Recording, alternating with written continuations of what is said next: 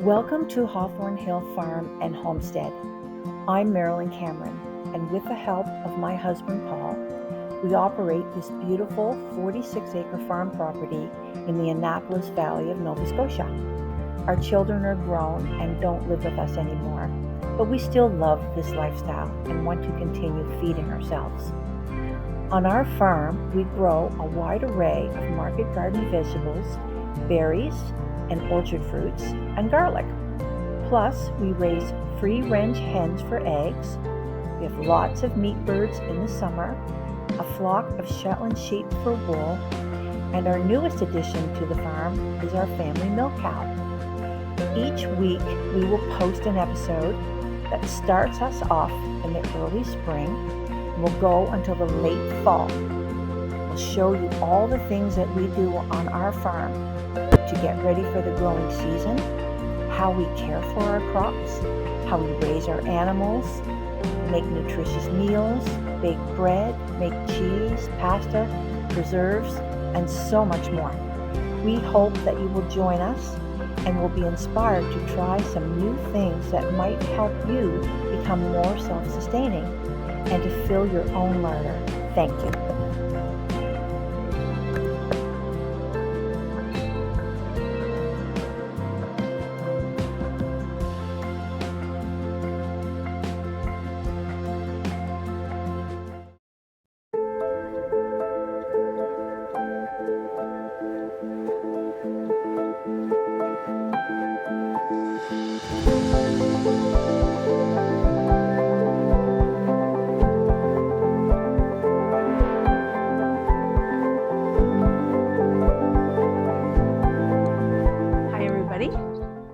Today we're going to do a little bit of pruning of some young apple trees.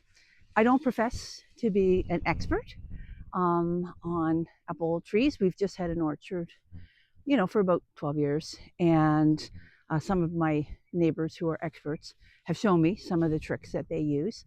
This is a little tree that's probably maybe 5 years old or so. It is bearing now, but it's quite small. So basically, the rules are anything below the knee, take it off, okay? Doesn't matter what size of branch it is, it shouldn't be that low to the ground.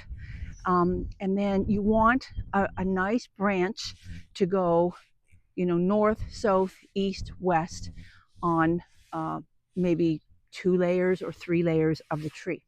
Okay, this part of the tree, the main stem, is called the central leader. But every main branch on a tree is also considered a leader, okay? So it's treated for pruning exactly the same as the main trunk. You should only have one main trunk. And the reason for these being leaders, these main branches in the trunk, is for strength of holding apples, okay? So I'll get my pruners. This little guy just needs a couple of little trees, okay? So there's nothing below the knee on this tree. I won't even show you because it's not there. And then I will look at each branch. So if you have any competition with a main branch of 2 branches coming off a leader branch that are the same, one of them has to go. And you want the one that's going most flat, okay? So branches that are going directly up into the air have to go, okay? They go.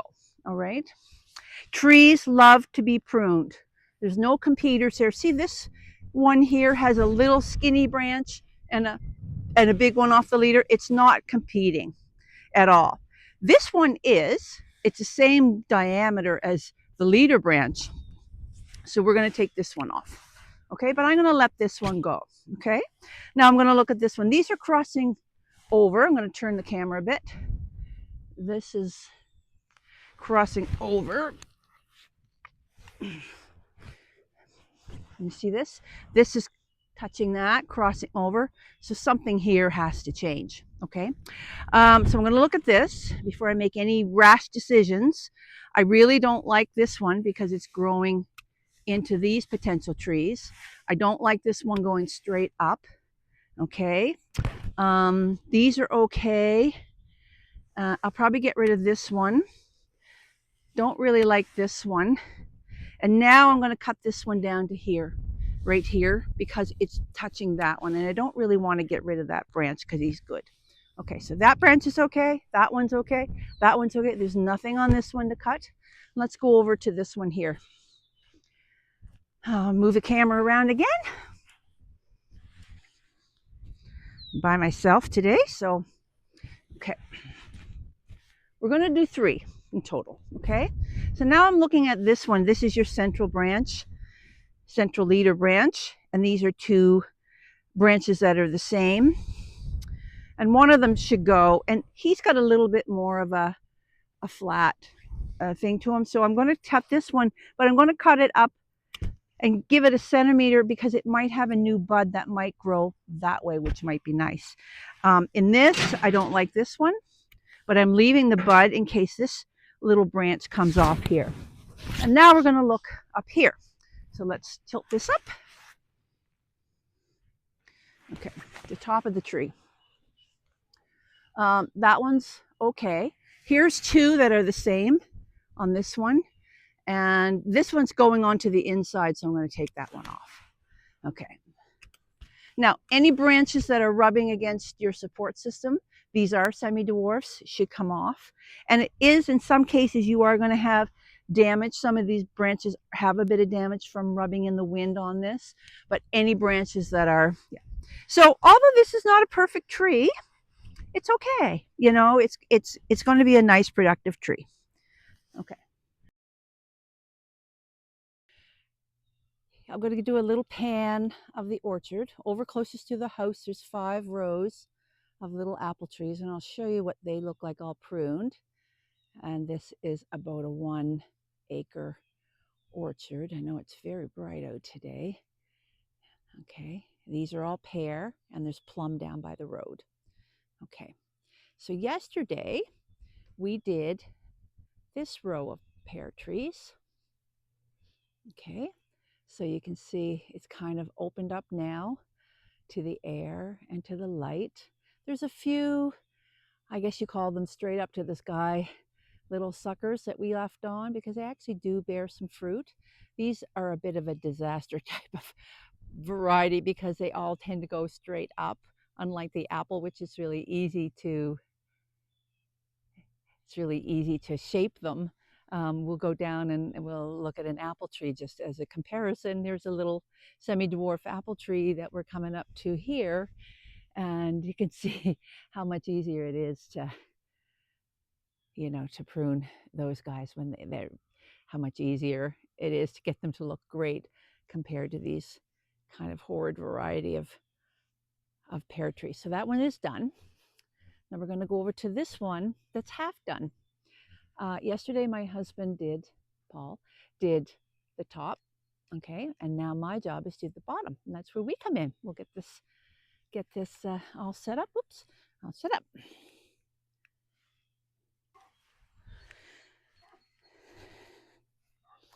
Okay, as we talked about with the apple trees, the same with the pears.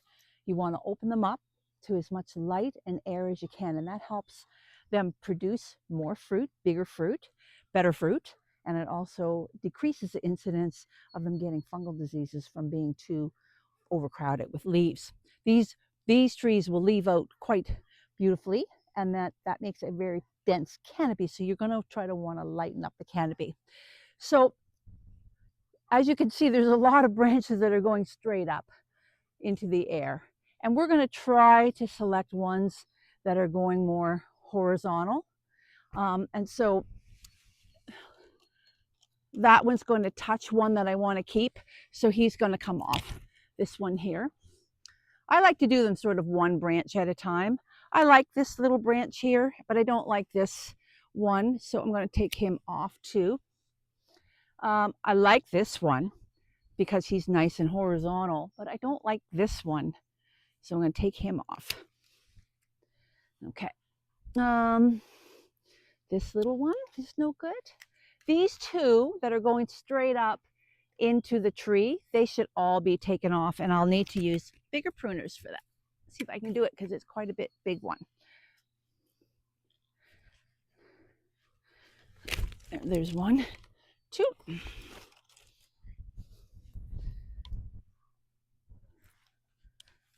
And that one. And that one. Okay. This one is better than this one. So I'm going to take this one off.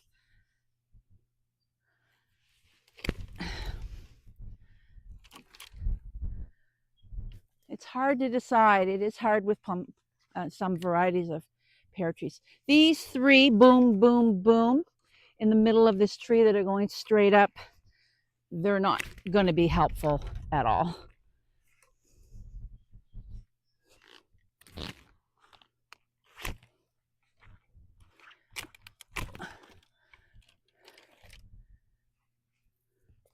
Get them off. The ones you don't want to come back, you try to get them off as close as you can to the tree. Just do the best you can. Okay.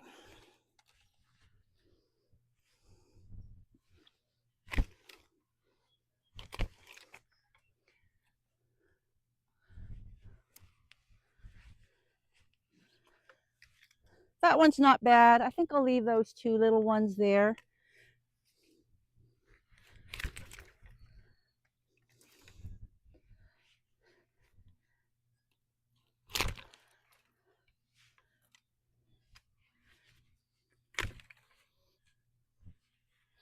We're also looking for crossovers.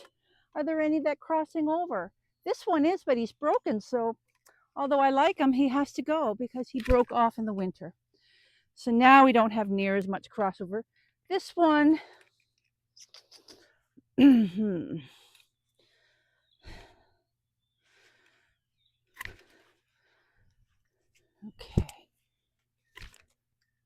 We're crossing over, they got to go.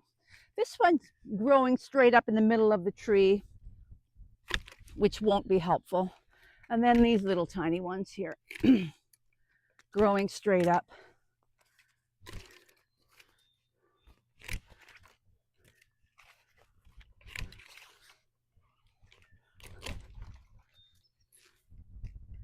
Okay. There. Looks a lot better, doesn't it?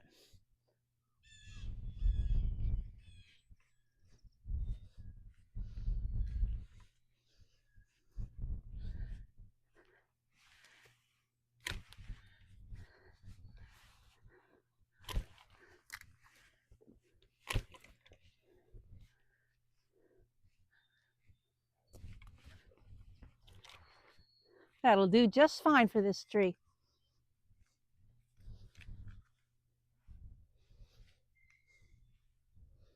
This row of pears is the worst.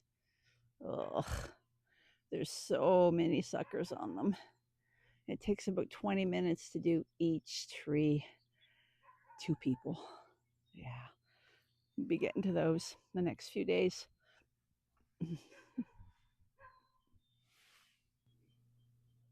This is the tree I'm going to tackle with the pruning.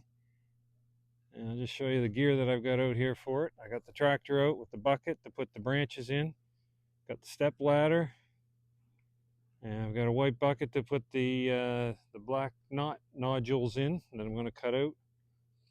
And then I've got my cutting gear here. I got my pair of hand pruners, a saw, and a pair of long handle pruners. And I'll just show you a couple things here with the tree that I'm going to tackle. There's some suckers coming up from the bottom. I'll cut those out. And then there's 20 or so instances of this black knot here. I'm going to cut out carefully and try to keep it from spreading as I cut it. And then in general, I'll just try to cut out dead branches. There's a dead branch up here that's got to come out. Right here, a broken branch, I should say. Broken branch got to come out. And then just in general, try to shape it up, cut out some branches that are crossing each other, and then we'll be ready for the spring.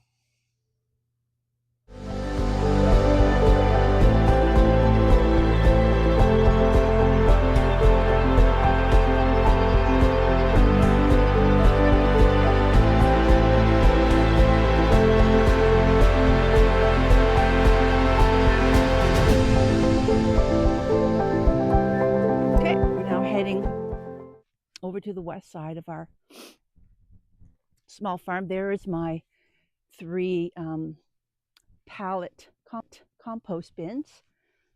And this big tree that we're standing under is a sweet cherry tree. It's very old. And there's my compost bins that we put all the garden waste in. Okay. Then I have 3 market gardens over here. Here's my smallest one, and it has the same as the little north garden. We call this the little west garden, and again, it's fenced. This is a chicken, prevents chickens from coming in, and it is oats and peas sown in the fall. Now, these 2 larger gardens here are my large west gardens, and they are completely covered with silage plastic. So it's white on one side and it is black on the outside, and it warms the soil and keeps it weed free. And all that expensive compost that we put on, I'll just pull off one of these bags here. So even this little row here, which is going to be for zinnias, you see where it's dark there, that's a compost that we laden on in the fall, and this will keep, the plastic keeps the weeds out, and it keeps the compost from flowing away in the winter. But we'll take this off soon, put some more compost on. We'll show you that. We'll broad fork, add any soil amendments that we need, and start planting. Makes it really easy in the spring. Here's the other one. This one's a little bit bigger. This is probably 90 feet long by 60 feet wide. So it's a nice one. And all the permanent rows are going east to west in this one as well. Love those sandbags. They're going to last for 2 or 3 years. They're probably cost about 70 cents each. And then you get a little load of sand in and you can fill them up. Let's keep taking a little walk. This is a little shed here, is our garlic cure shed. That's a hawthorn tree next to it. They're quite beautiful little trees, eh? Yeah. Okay. So here is the back gardens. I'll just do a slow sweep and I'll show you what's going on. That's our back field. There, and we're right there.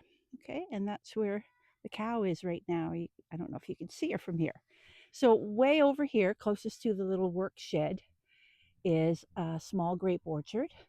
We'll be pruning these shortly.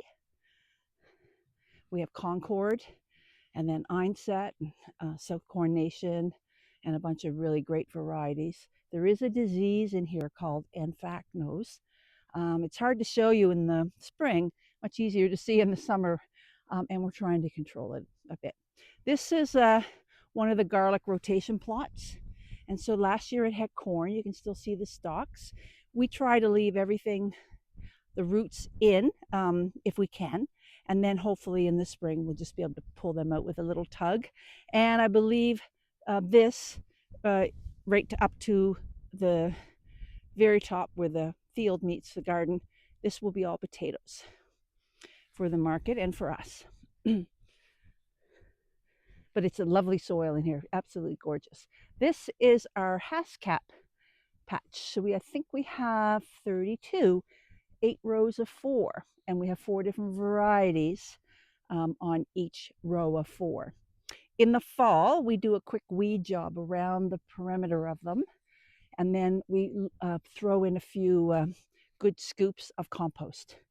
And that kind of suppresses the weeds for the rest of the fall, because we do tend to have quite a warm fall in Nova Scotia, and compost is a mulch, right? So it keeps them kind of weed free and looking really nice.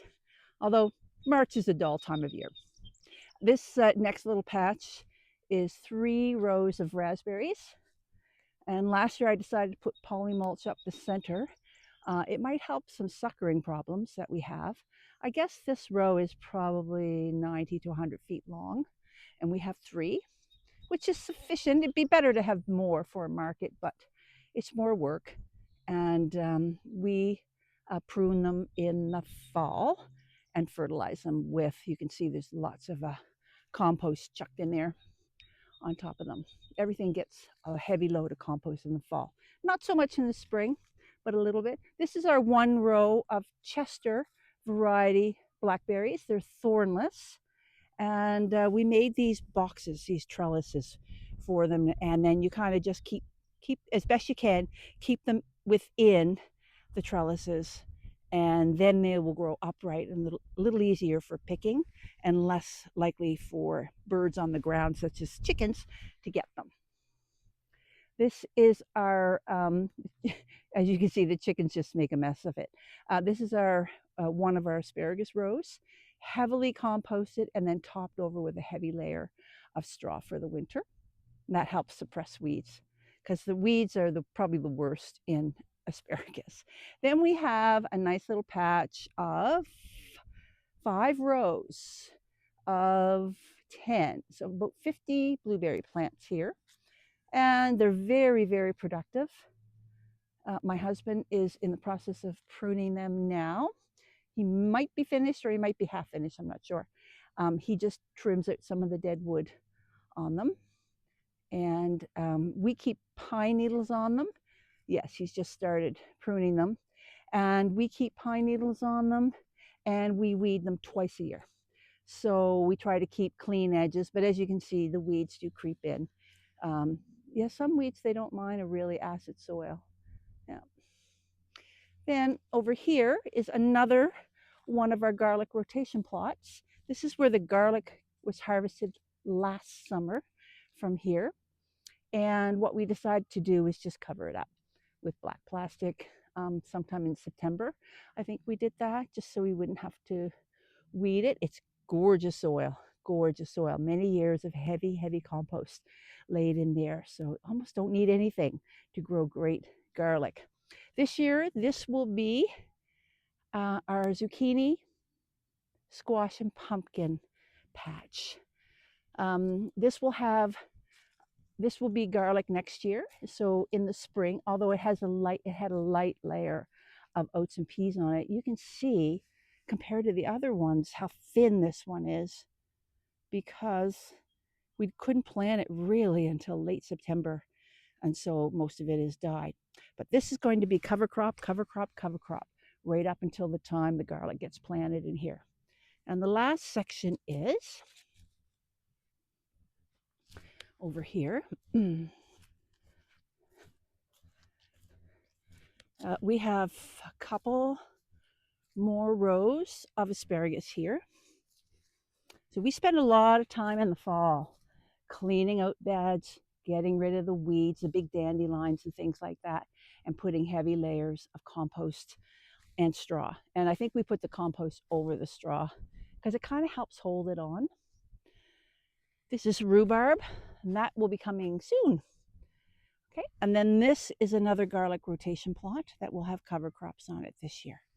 Okay, and last but not least, for this part of the farm, is our garlic crop. Now it's quite green. There is a lot of garlic in there, but there's also we use oat straw and we didn't have the coldest winter this year, so we do have a little bit of, I might be able to catch a little patch here and there of some grasses growing. That is simply oats. Right up there in the middle, that is some oats that's popping up, and they can really have shallow roots. They're really easy to pull out. Unlike rye, oats are really easy. So I love using them for a fall cover crop. And if they come up by accident like they do in the garlic patch, then they're really easy to get out. But it looks like the garlic are coming along lovely. And here it is, March 26th. We had, there's blue strings on them. I don't know if you can see them. The blue strings kind of help hold, there you go, help hold the straw on. It's really thick in October when we plant them, the straw, and the string, we just crisscross it up the row and put a few rocks on. I took the rocks off and put them there. There's several piles of them, and we'll use those when I row cover them. But the next thing we're going to do here is we're going to top dress again with some chicken manure that we have waiting in this pile that we put a tarp on right here. That's our little pile of chicken manure, just enough to go on this again. We'll put a poly mulch between the rows, and then we will put the row covers on and use rocks and sandbags to hold them on. We have a leaf moth problem here, and row covers are a great thing. So there is 7,000, maybe 7,000 garlic here or close to it. Okay, this is my husband's, Paul's little garden for growing flowers. So in this little garden, he will grow an abundance of beautiful sunflowers, gladioles, and this year some zinnias. And he also uses polymulch to keep some weeds down and a heavy layer of oats and peas as a winter cover crop. And the soil in here is gorgeous too. That's another hawthorn tree there. They're really pretty. And here's another hawthorn tree right there. Our farm's named after that. And we have one compost pile of chicken, sheep, and cow manure that's ready to go. And the new one, which is pretty massive, a cow, adds a lot to it. And the sheep, okay, these are the last two gardens. These are small, probably 30 by 50 feet, this one. And this is oats and peas to the left there. And then this is strawberries. And then the same, we have one more big strawberry garden over here.